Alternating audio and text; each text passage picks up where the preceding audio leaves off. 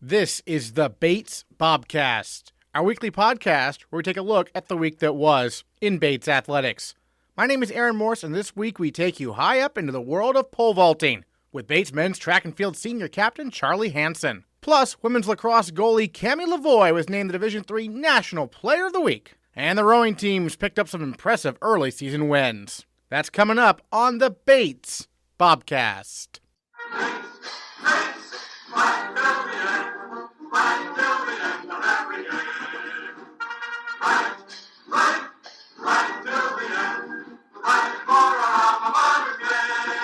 The lacrosse teams took on Bowdoin and Hamilton last week. While both squads fell to the Polar Bears in midweek contests, the women regrouped to defeat the number 12 nationally ranked Continentals by a score of 13-12 on Saturday. Junior goalie Cammie Lavoie matched her career high with 13 saves in the victory, recording a season best save percentage of 52%. For her efforts, Lavoie was named the Intercollegiate Women's Lacrosse Coaches Association National Defensive Player of the Week, and she is our female Bobcat of the Week. Tell me a little bit about your background growing up in New Hampshire, right? How did you first start playing women's lacrosse?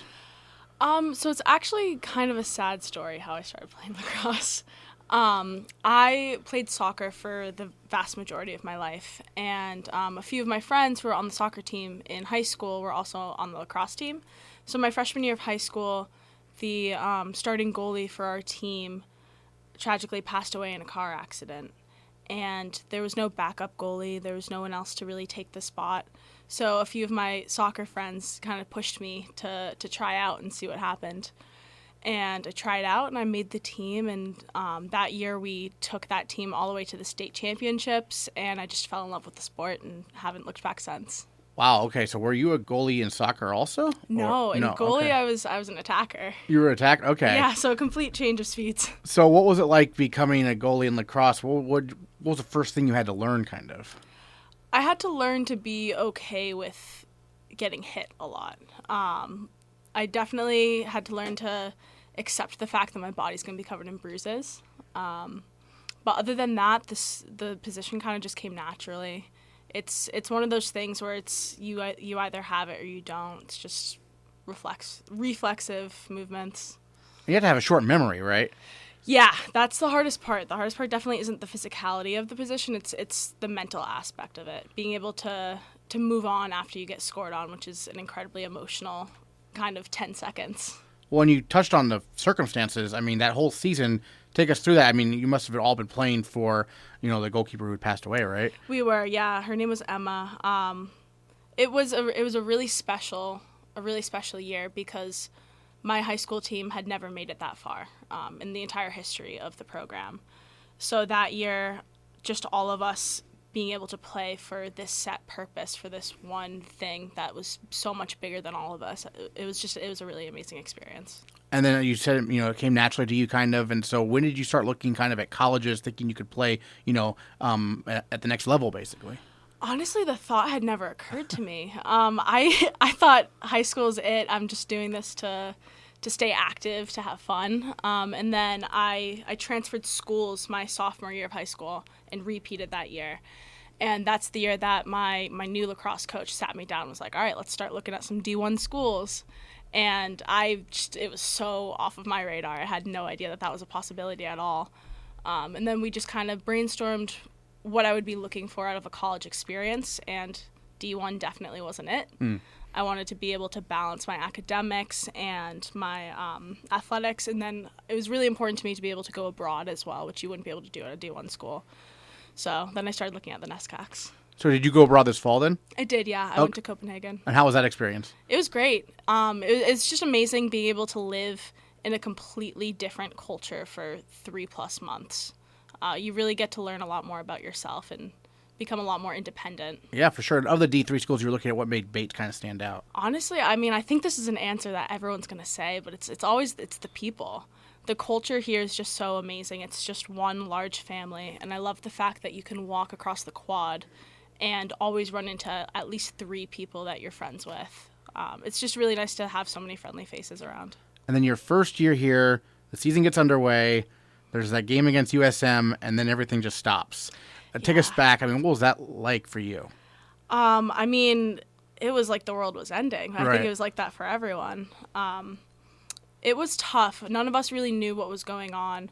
I remember we had a spring training trip to LA as a team, and I remember being on the plane, like, joking about COVID, being like, oh, like, this fun little disease is, like, coming around. None of us thought much of it.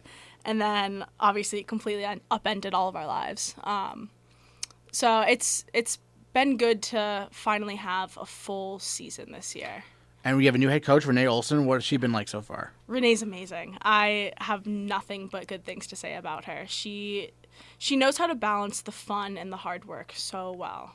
And she's just so determined and so supportive of all of us. It must have been quite the celebration on Saturday after getting the first NESCAC win for her, right? Yeah, no, it was an amazing moment. There's a video that's out there of her and our assistant coach, Annie, just embracing for like 15 straight seconds, and it's just so cute. Absolutely. And then, we interviewed you on Instagram right after the game, but, I mean, that final play, you mentioned the first year getting her stick on the shot. I mean, yeah. What was it like from your perspective to see that happen? Emily Mueller, she was the defender who got the stick on it. She is just such a cutie. So I just watched as soon as she got her stick on it and the ball went sailing high, I just saw her face just completely transform into, like, the biggest grin in the world, which was just an amazing feeling. And I'm just really happy that she got to have that and saved my ass so I didn't have to do anything. Right. Well, I mean, you had a great game, obviously, 52% save percentage there. IWLCA National Player of the Week. I mean, what was working so well, in your opinion, in that game for you? I mean, honestly, I think I just got to give it up to our defense. Our defense was playing really well. We were putting a lot of pressure on the attackers and forcing them to make really bad shots. So I definitely can't take the credit on that one. And as a goalie, how do you work communicating with your defense? Because that's such a huge part, right? Yeah, it's it's difficult sometimes when we start to get into some slumps to try to keep the positivity up. But, I think it helps that we're all such good friends off the field. We all feel very close to one another, very comfortable with one another. So it's one of those situations where, something happens, someone messes up, makes a mistake, we can quickly say, like, oh, do this next time, move on, and then just implement it in the next play. And you've had it's always a difficult schedule in the NESCAC, but it's been particularly, you look every week you're playing some sort of team who's ranked, and what's this gauntlet been like from your perspective, sort of? It's been fun. It's been really fun to play teams that it's competitive. The majority of our games, it's been close. Right. It's been really close. So it feels really good to finally come out on top this time. And definitely a good confidence booster moving into our next and last 3 games. Yeah, it seems like the season goes by so quickly, but it's been a full season. You touched on this earlier. Your first full season, how's kind of the experience been? Compared to the last 2 years, it must be just night and day, right? Yeah, very much so. It's one of those things where there's basically 3 grades of freshmen on the team because none of us have experienced this before, and the seniors only experienced it once. So it's a new experience that we're all kind of dealing with together, which is kind of cool. And what have you kind of been working on as a goalie throughout the season to kind of improve your game? So we have an incredible first-year goalie who was recruited as well, named Avery, who really pushes me in practice. We're pretty close, and we always kind of comment on what we can see each other improve on and really work hard together. So I think that's been huge. She's definitely been pushing me to improve a lot. And just the fact that this is the first opportunity we have to really show what we've got as a team has been a big push. That can always be an interesting dynamic in lacrosse as the goalies, no one's job is ever necessarily safe, right? You touched on it. The relationship's pretty important because you want to be competitive but friendly, right? Yeah.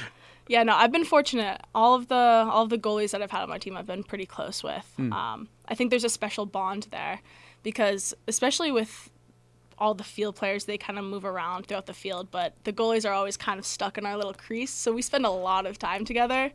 So it would be kind of terrible if we didn't get along. Right. But thankfully we do. We get along really, really well. Terrific. What are your thoughts you want to share on the win over Hamilton or the season so far?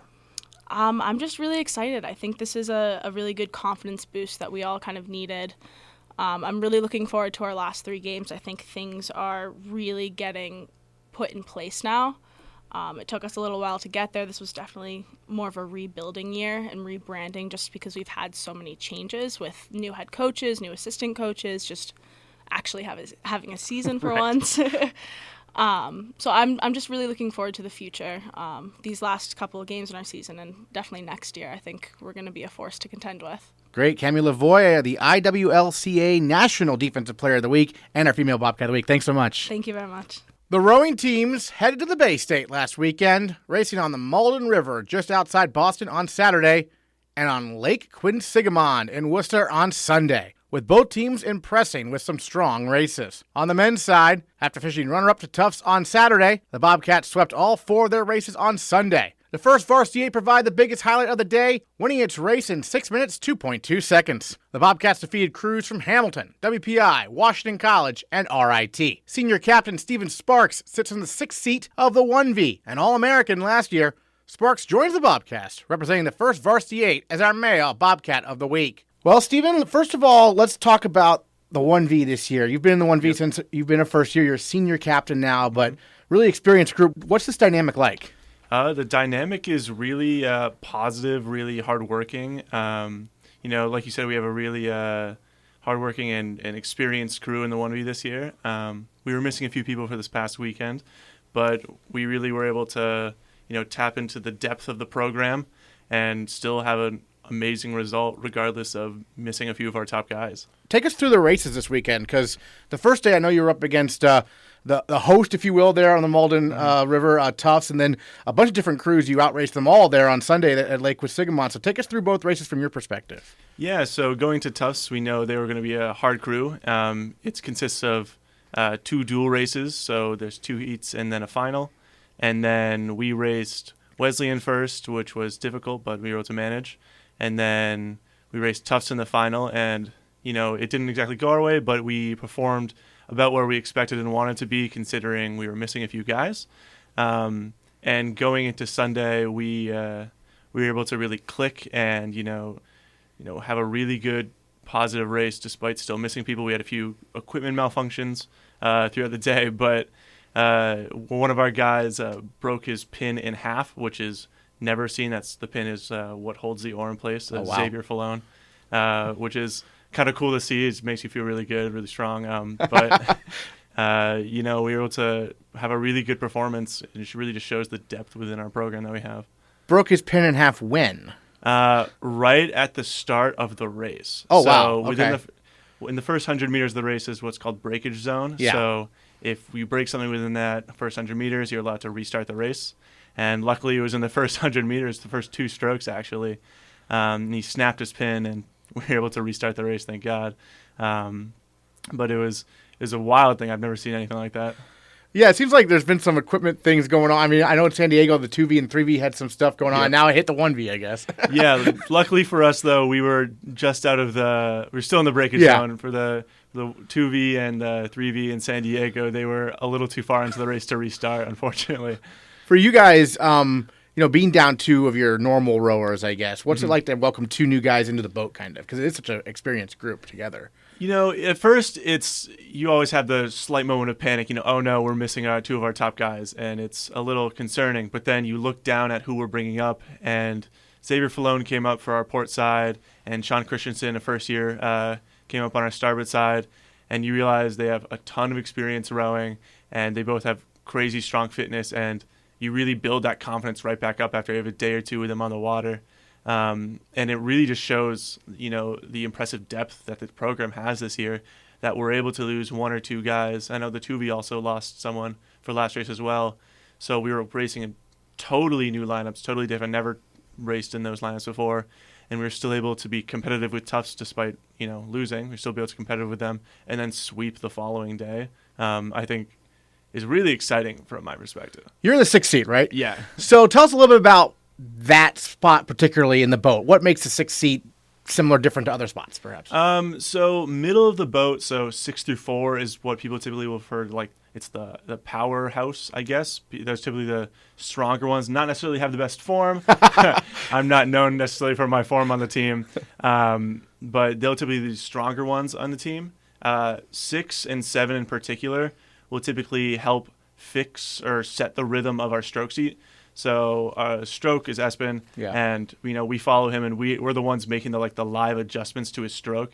So Sobe in 7C and me in 6, we're the ones adjusting and trying to translate all his movements to the rest of the boat.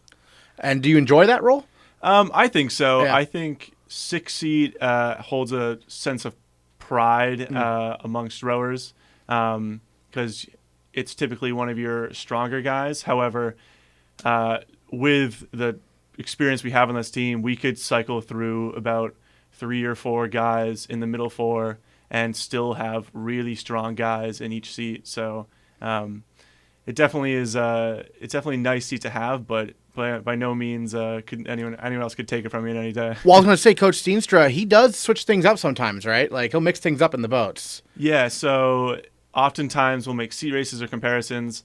Right before our race against Tufts, he switched a guy from 3 into 5C, and really it almost was just better. We had 0 practice in the lineup, and it turned out somehow better.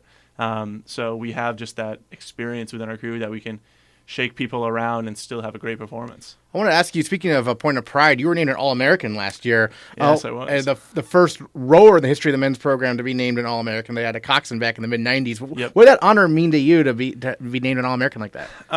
So it was the first year they were ever doing All-Americans for IRA men. And I was at first a little shocked because I didn't realize they were doing it.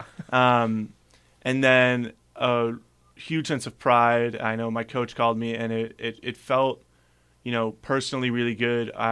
We haven't had a ton of wins on the men's time. We've had a lot of success. Oftentimes we'll say we've been getting second place a lot. Each week we would race a harder and harder crew and beat the former crews we had previously lost to, but then lose to this new tougher competition. And so that felt good. It felt like a win, especially after tough COVID years. And then coming in this year, obviously if I can get it again, that'd be awesome. But we've got so many people that are deserving of that award, and it's really impressive to see the guys right now, pushing for that kind of status that we haven't seen before. And how about in the fall, the Head the Charles, really strong performance for the men. That's kind of a good signifier, even though these races in the spring are different than the Charles, much different. That's a nice signifier for how the team's going to be, sort of, right? Yeah, exactly. So coming in the fall, we had a lot of, really it goes back to the summer. We had a lot of people racing over the summer, which we hadn't had before in their respective clubs from their hometowns or wherever. And bringing that experience into the fall, we knew we were going to be quick. I mean, we had all been rowing together for years now. We have a lot of seniors in the boat. A lot of seniors on the team in general. Unfortunately, in the fall, Thomas Monahan had broken his rib, so he was out, which lost us some speed. But we had Charlie Berman, who's a sophomore. He stepped up to fill the role and is crushing it. He's still in the boat now. And really, that fall really set up super nicely for the winter and is still keeping us excited for the spring results to come.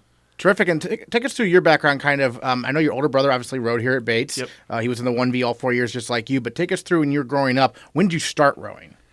So I started rowing my freshman year in high school. I had trained all summer coming in freshman year to play soccer. And then my mom says, hey, I signed you up for rowing. And then off to the boathouse I went. And, everyone knew who my older brother was. So everyone knew me, but I didn't know everyone. But it created the sense of comfort and community on the rowing team, which I had in high school and which I still have here. And it was very exciting to talk to my brother as I was rowing in high school and then in college through his experience and through what I was experiencing. Anytime I had any questions or troubles, he's a great person to talk to, ask, figure things out.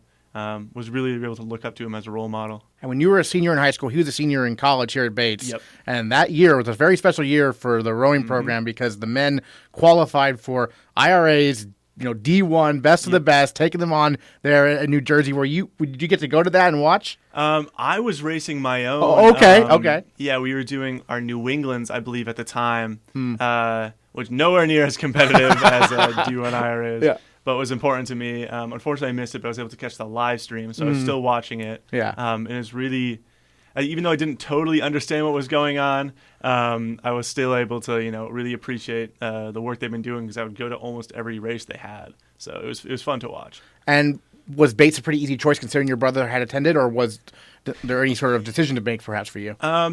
Bates was pretty easy. Yeah. My mom came here. Uh-huh. My brother, he rode for here, and my other brother played soccer here. That's right. Yeah. And so it's like a family legacy. Some might say I didn't have a choice, but of course I chose it. I'm loving it here. Yeah. I love being part of the team. I knew I found the right place right when I got on the water for the first time, and been loving it ever since. Yeah, and so I was going to say, when your brother was a senior, that crew made history, getting to IRAs. Yep. You have a chance to make history this year because of the Division III race, right? I imagine you're Yep. very excited for this. Excited, nervous, Yeah. all the emotions in the air. Yeah. I think we've already won in a sense. We had a great fall, and we have such a deep team that even if the results don't go our way, despite our best efforts, I'm still going to be proud of the team and the program in general. Obviously, we're going to be doing our best to get some extra training in and try and get that D3 title, because I think we can do it. But I'm just so proud of just what this team has done already, and it's like the legacy me and my fellow seniors are going to leave here is super exciting just to look at and feel pride in. And just within the NESCAC, I mean, we saw Tufts this weekend, and Williams is very good as well, right? Yep. What's that like to compete against those schools? Yeah, so in the past few years, like when my brother was here and my first years at Bates, NESCACs, there'd be one or two that were consistently very good, but never quite at the level that it is now. D3 rowing in general has had a huge uptick in popularity in the past few years, especially now with being able to go to IRAs as D3 a rower, and having D3 nationals for the first time. Just the competitive scene has just increased exponentially. Teams like Hobart and Marist, although still tough competition, are honestly less frightening than some of the NESCACs that we're going to have to face. So it's both a blessing and a curse to see NESCACs being super competitive. But I think overall it's a good thing. Great. Well, any other thoughts on the weekend you wanted to share we haven't got to talk about? I'm not quite sure. I'm just super proud of the team for being able to, we had 4 boats all win in 4 brand new lineups. I think that just shows so much depth and experience in our program, and it only has good things to come, especially once we have some returning rowers. We have a lot of speed on the sidelines right now that hopefully will be coming back in the coming weeks. So yeah, just super excited to watch the guys and see where they go. All right, yep, a clean sweep there on Sunday for men's rowing. Steven Sparks, male Bobcat of the week, representing the first Varsity 8. Thanks so much. Thank you. On the women's side, the Bates first Varsity 8 outraced top-ranked Wellesley Saturday on the Malden River. The Blue got their revenge the next day on Lake Quinsigamond as the young Bobcats continued to test themselves early on in the spring season. Junior first Varsity 8 stroke Casey Winter joins the Bobcast to look back on an exciting weekend of racing. Well, Casey, first of all, give us a little idea about your background. Tell us about growing up and how you started to get into rowing. Yeah, so I went to a school in high school where you had to do 2 sports. So I played basketball. I started in first grade playing basketball, played all through junior year of high school. And then my second sport, my mom actually encouraged me to try out rowing. And she's like, I think you'd like it. We had a family friend who had rowed. I was like, I don't know, Mom. You might, I don't know about that one. It seems a little different than basketball. And she's like, no, really, you should try it. And you have to do 2 sports. I said, okay, I'll try it. And of course, as always, moms are always right. And I loved it and have been with it ever since. And how did Bates get on your radar for college? So I actually did a summer rowing program where one of the coaches had gone to Bates, and she is now actually a coach at Wellesley, which is interesting. She's an assistant coach there, and she told me she was obviously had to be on Wellesley's side, but I was asking her about Bates because I knew she was there. I loved getting to row with her for the summer, and she said there's no other way like the Division III way of rowing, and then Bates has such a special way of doing of the way the program works and the coaching staff and just the mindset here, and so there really couldn't be anything better, and she was absolutely right. Your first year here, Bates wins the Heather Charles, and then there's no spring season. Yeah. Your second year here, there's no Heather Charles, You get a spring season, and you win the national title. You're in the second varsity that year, right, as a Yes. stroke seed, and now you're in the 1V. What has your development been like as a rower, considering kind of the strange path everyone's had to navigate, I guess? Yeah, of course. So I think that in terms of the path, the greatest thing for me has been being able to see all of those who've come before me and really being able to learn from the minute I got here, from the upperclassmen, from my teammates, from everybody who had experience with what we're trying to do here and how we're trying to do it. And I think that that has been really crucial to my development. And then, of course, just getting the opportunity to row with a bunch of different people in a variety of different lineups and learning from each practice what I can work on, what I can improve on, especially being in stroke seat. As Coach always says, it's your job to take the information that the rowers behind you are giving you and then set a ratio to that, set kind of a purpose to that. And I think that getting to row with so many different people so far has been amazing and has been super helpful in my own development and then getting to work together for more speed. And what about the stroke seat seems to be such a good fit for you?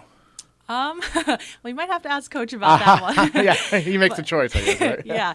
So something I personally love about stroke is you can really, really feel every single person behind you. And then, of course, you have the coxswain sitting right in front of you. And you can feel that drive, the people backing you up behind you. You really know that everyone's pulling. And I think that it's so unique, that seat, because you are up there setting the tempo, setting the ratio. But you really have to listen to what the feedback the boat is giving you and kind of the boat speed that the 7 rowers behind you want to set, and then of course all of the calls that the coxswain is making, whether it be ratio shifts, so shifting up or down and how many strokes per minute you're taking, or different moves, whether we've got to drive on it with the legs to get past somebody or whatever it may be. I think that it's definitely a unique position to be in, and it takes a lot of responsibility and focus, but I absolutely love it, and yeah, I'm very fortunate to be there. The strokes per minute part, I feel like if I were rowing, which I do not, I feel like I have a hard time with that. Like, it's got to, really focus in your head, like your pace, right? How do you develop that? Yeah, so it definitely does take a lot of focus, but I actually was fortunate enough to stroke some in high school, and I sculled mostly, so rowing with 2 oars because we were a super small high school team, and so I did have experience doing that, and I think that just kind of the more time that you have to practice and the more strokes you get in as stroke seat, you really begin to develop this boat feel. And then, of course, it changes a bit based on who you're with or just the specific lineup that you're in and what that boat needs. But, like, really having, just the opportunity to learn from the rowers behind you and then come away from each practice knowing what you can do better is helpful. And I was talking, Stephen Sparks on the men's team, their 1V, very experienced group, have been together for a while. This 1V for the women, a lot of newcomers to the 1V boat. There's a couple returnees, but what's this dynamic like with this group? I think it's really been fun. We're all learning together. We have a really collective mindset on what we're trying to achieve this season, and I think we began to kind of address this in the fall, because the fall was, of course, we have Lily Kinder returning, who's absolutely amazing, but we are a really young team, and then we're also a fresh team for the 1V mindset and just the 1V experience. And I think that we collectively understand that what we're trying to do is gain as much speed as we can possible. And wherever that leads us to stacking up against other teams will be. Like, it will be what it will be, but for us it's really taking on the responsibility of being leaders on the team and knowing what we have to do every day from practice beginning, getting out there, stretching, making sure all of our equipment's ready, oars are down on the dock or by the dock, and making sure we're bringing that mindset and that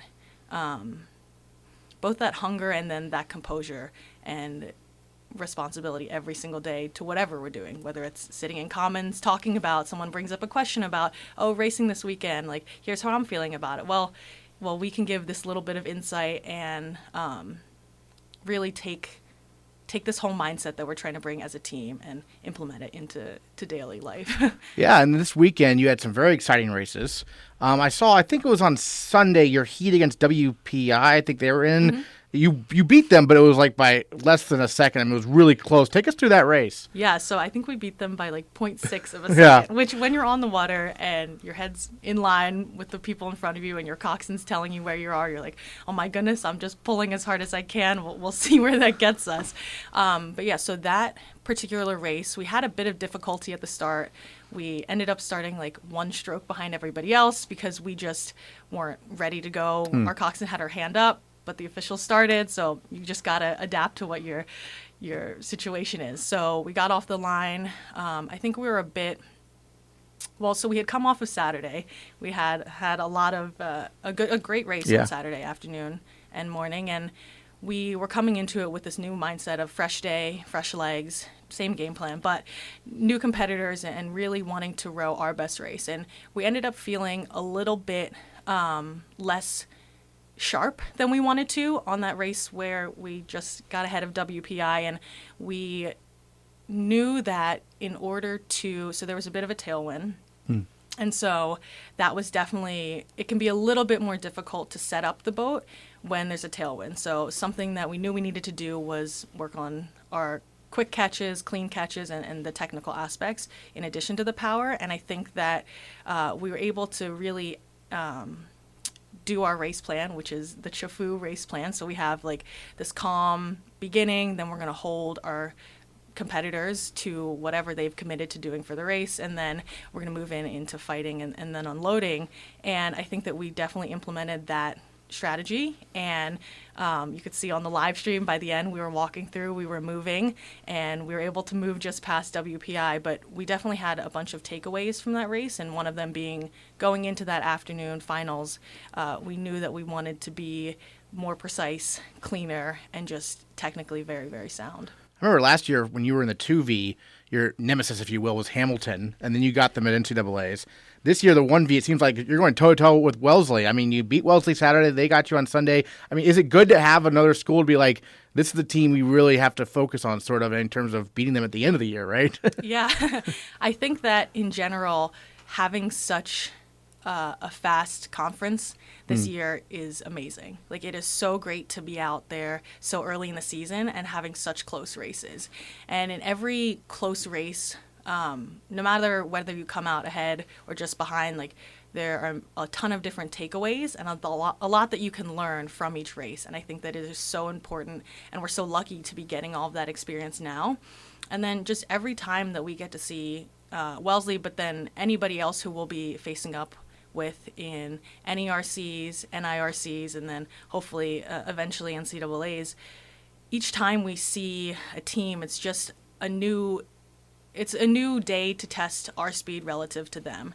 And I think that getting the chance to pull together everything you've been working on in practice and any changes you've made since the last time you raced or last time you saw a team, and just seeing, okay, we've made these changes, we've worked as hard as we can, let's see where we square up with them, and then going from there, you'll always know what you want to work on. And there's never a race that you don't come out of where you're saying, oh, well, we could do this better, or let's try this for next time. So I think it's super exciting getting to see teams multiple times and then getting to be out there with such fast crews. Beginning of the year, speaking of fast crews, San Diego trip, D1 opponents, what was that experience like for you? So that experience was just so cool for me because we're so fortunate to have been able to go out there and see all these West Coast teams, and then see teams that we would never really get to race otherwise. And to go out with 3/8s was also amazing, because I think that the number one thing of Bates, and is so fortunate, is the depth. And getting so many people to go out there and have that experience of packing up and traveling and getting to watch other races, getting to be a part of really, really quick races it was just such a great experience, and we're so lucky for it. And it set us up well for going into the spring season and really starting it off with some time on the water, which we don't always get. We're fortunate this spring to be on the water. It's nice and warm and rainy out there. But yeah, being out in San Diego was really like a once-in-a-lifetime experience, and I'm so grateful for it. And then your next race, I don't think it's this weekend. It's a couple weeks from now, right? You're facing the Radcliffe Lightweights. Yep. So this upcoming weekend, we will just be here training. We'll practice on Saturday, which will be great. And then next weekend, we do a race with the Harvard Lights, Radcliffe Yeah. Lights, and then on Sunday we have the President's Cup That's back right. up here on our home turf, and we get to see Bowdoin and Colby, which will be really fun. And I can't believe this. This is going to be your first President's Cup. Yes. You're a junior, but it's going to be your first President's Cup because it's an annual event, but not the last 2 years. So how excited for you for that to actually have a competition on the Androscoggin River? I'm so excited because each day we're out there, we're practicing, and last night, actually, or yesterday after practice, we got to do a nice quiet sit on the dock, and I think it was a very emotional experience for a lot of people, and we were just taking in how lucky we are to get to row here on the Scog, and then to get to be on the water right now in general is a first kind of for Bates rowing this early, and this whole spring is new to me, really. Right. As a junior, I have first years asking me, oh, what is it like to travel on overnights? And I'm like, well, I'm figuring out just as you are, and let's do it together. But yeah, with everything being so exciting and new and fresh for me, I'm really just taking it all in and trying to slow down and enjoy all of the moments. I was going to say, last spring you got a few races in, but it just probably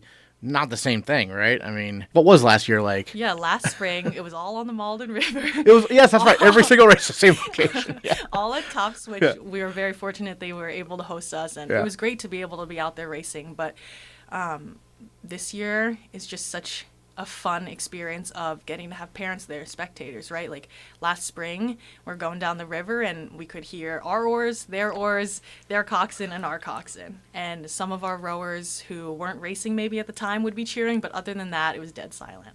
And just racing down the Malden River this past weekend, the number of spectators who came out from all teams was amazing. And it's just so great to have that atmosphere back of parents, friends, alums, former rowers, like everybody who's coming out, and it really makes you step back and take a second and look and see like how many people are out there supporting Bates rowing, and that is really like that's a very humbling experience. I think we saw that at the Charles this year as well, this past Charles, where we had so many alums come out, we had so many parents that come out, and we're just excited to see us back racing kind of at full strength.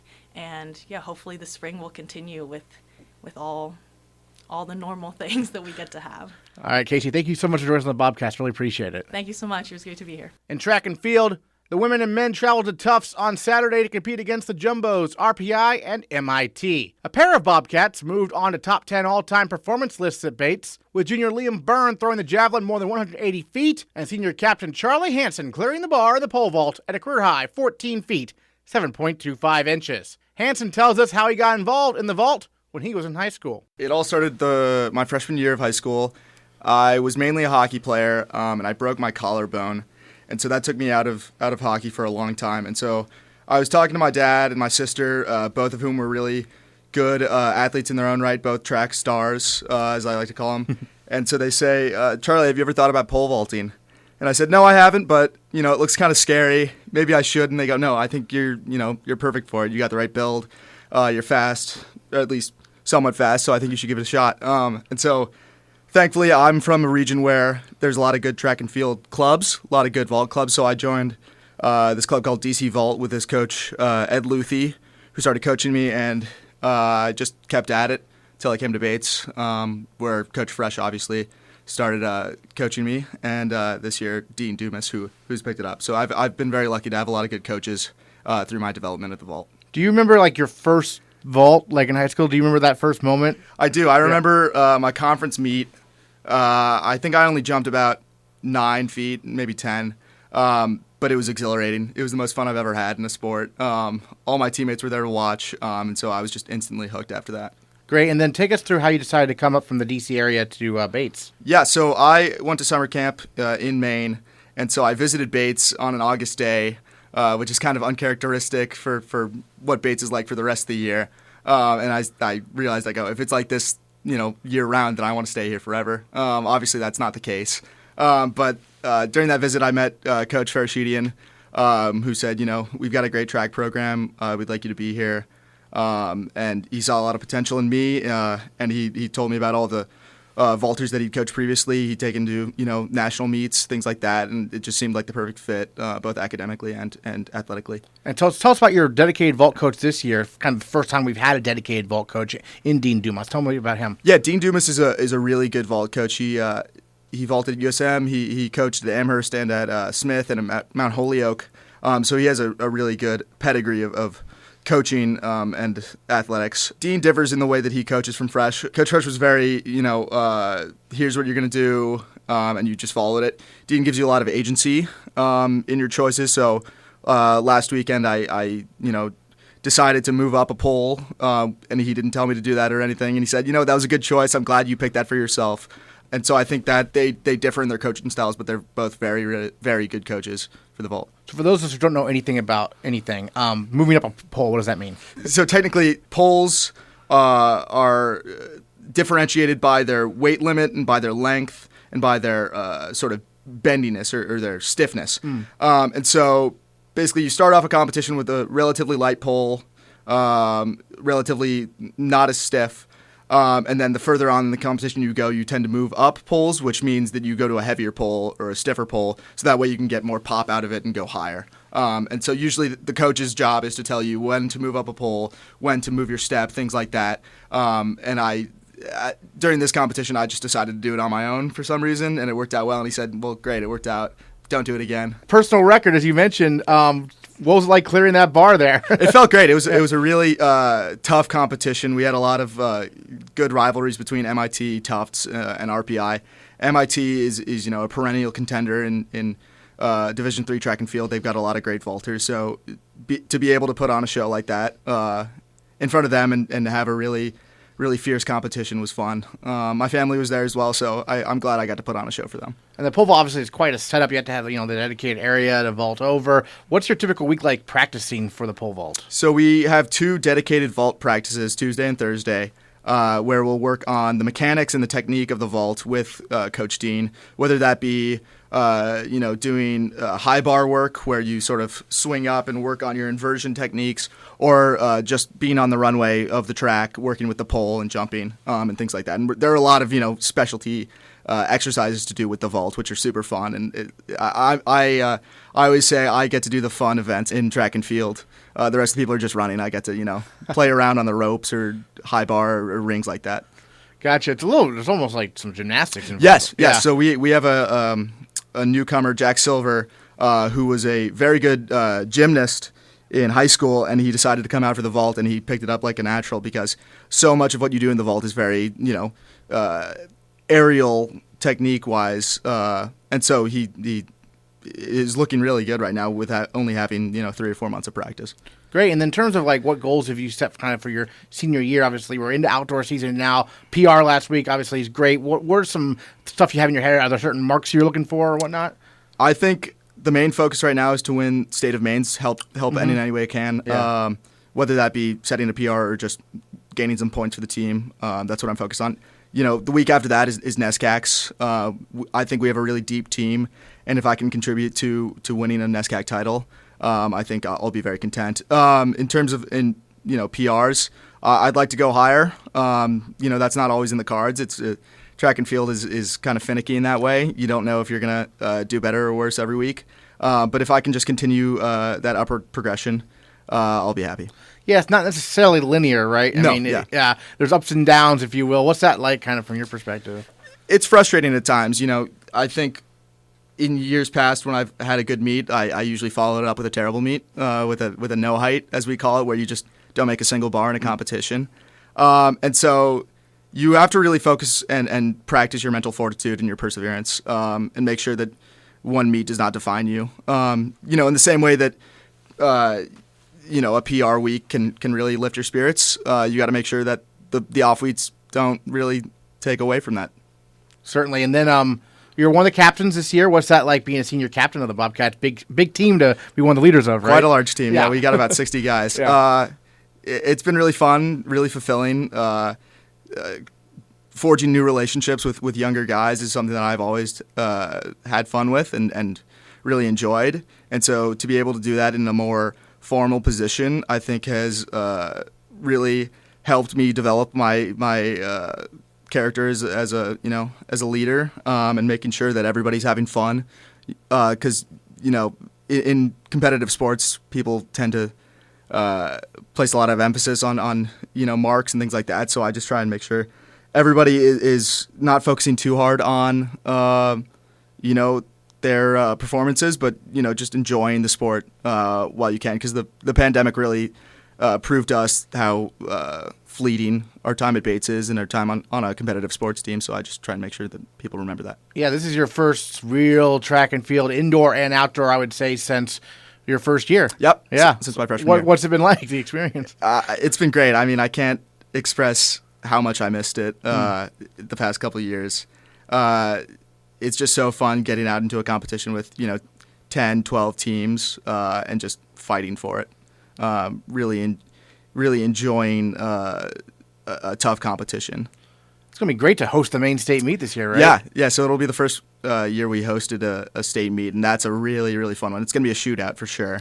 And so, yeah, I think if we come out with a win in front of the home crowd, we will be very content. Well, because I know you got the win in the indoor season. Yeah. Got the win. Well, you're not on the cross-country team, but the cross-country team got the win too. Yep. So for the clean sweeps on your mind. Yes, right? we want the Triple Crown for sure.